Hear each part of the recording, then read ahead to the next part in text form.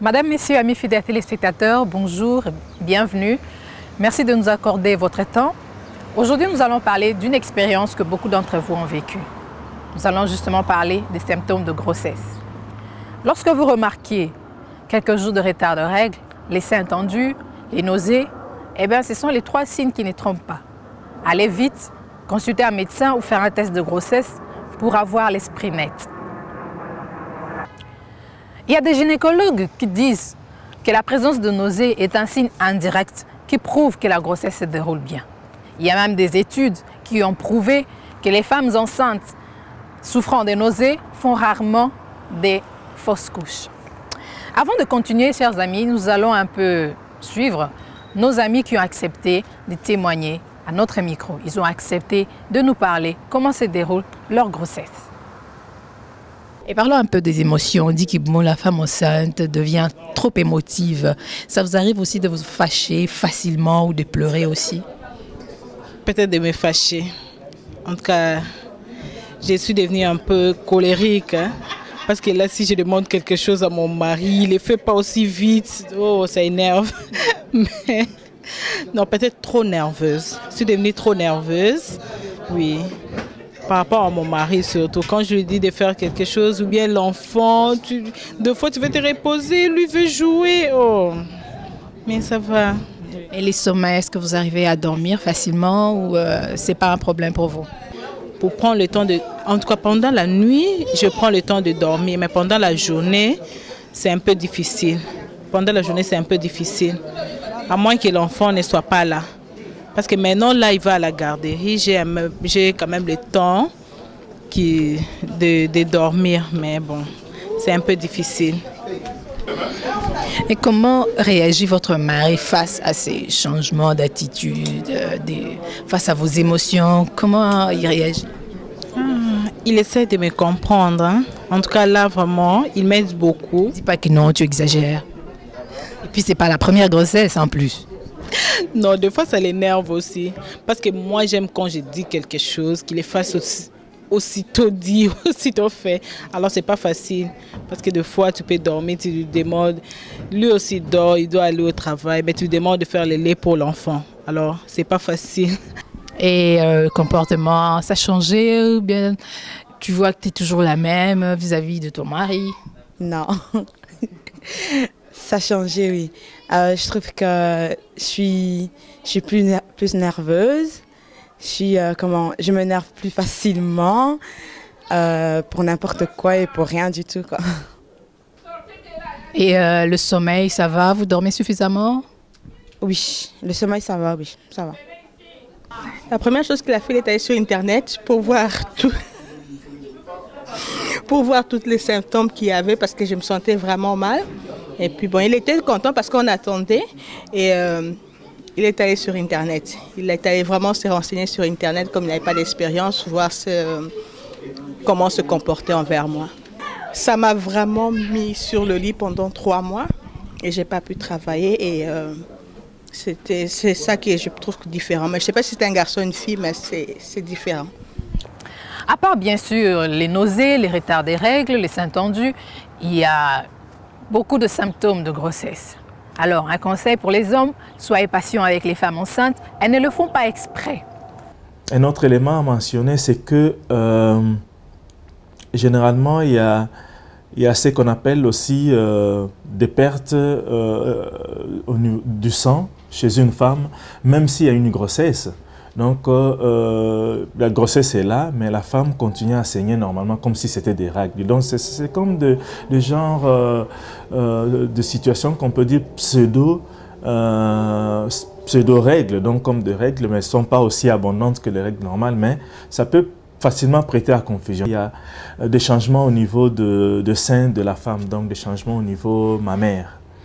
Donc, quel genre de changement généralement tout au début de la grossesse, une jeune femme qui attend une grossesse peut constater que les seins sont devenus trop lourds et les seins gonflent Et généralement, cette lourdeur au niveau de sein, cette pesanteur au niveau de sein, s'accompagne généralement d'un gonflement aussi au niveau de mamelon, donc le bout de sein qu'on retrouve chez tout le monde, chez les mammifères. Ces bouts de sein-là ont tendance aussi à prendre de volume. Et un autre élément très important, ces bouts de sein qu'on appelle mamelons prennent une couleur assez foncée.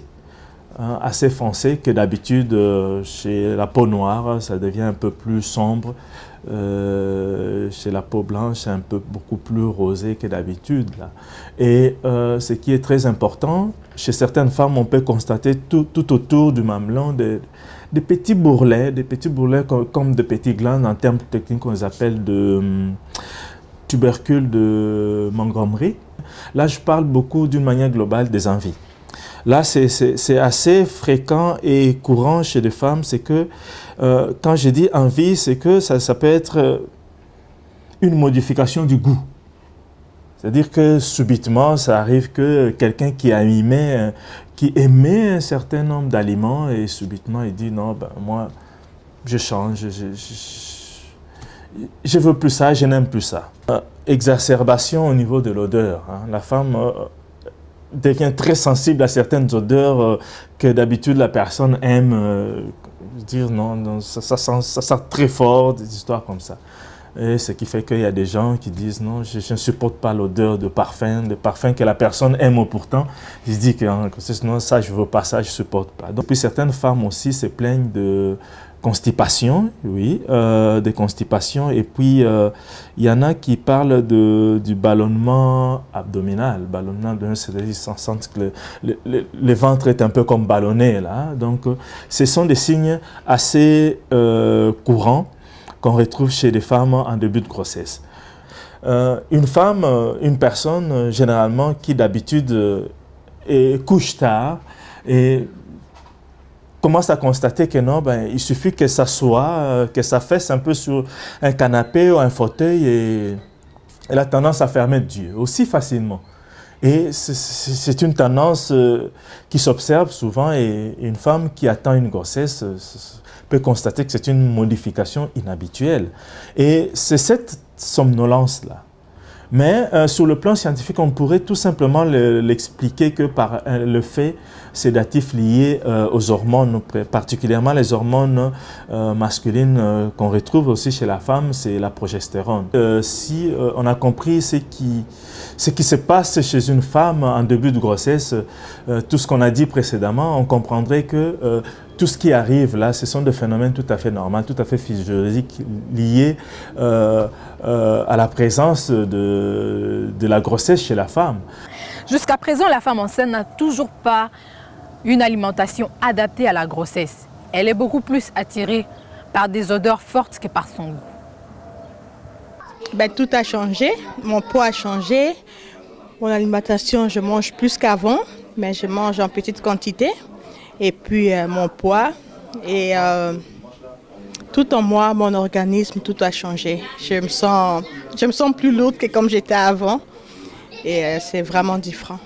Ben, gloire à Dieu que je mange tout ce que je mangeais auparavant, mais je mange en petite quantité. Peut-être je peux manger 6 fois le jour, mais en petite quantité. Pourtant qu'avant, je mangeais que 3 fois. Et ça a beaucoup changé. Et je grignote beaucoup. Au début, pour mon alimentation, je n'aimais pas trop manger ce que moi je préparais. Je préférais que les autres préparent pour moi, pour bien manger. Mais pour l'instant, maintenant, là, ça va, quoi. Maintenant, je peux manger ce que j'ai fait. Ben, je mange tout ce qui est sûr, tout fruit qui est sûr, donc kiwi, tout ce qui est sûr, quoi, des bonbons sûrs.